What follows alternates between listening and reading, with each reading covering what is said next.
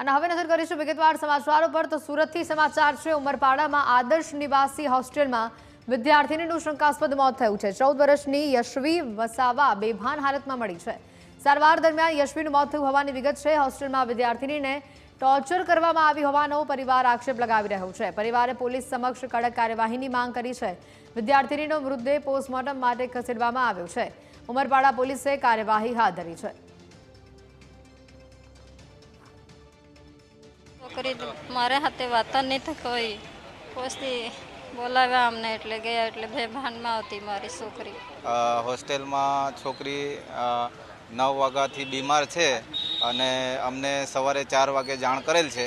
તો અમે હોસ્ટેલ પર જઈએ છીએ તો છોકરી બેભાન હાલતમાં મળેલ છે અમને। ત્યાંથી અમે દવાખાને લઈ જઈએ છીએ।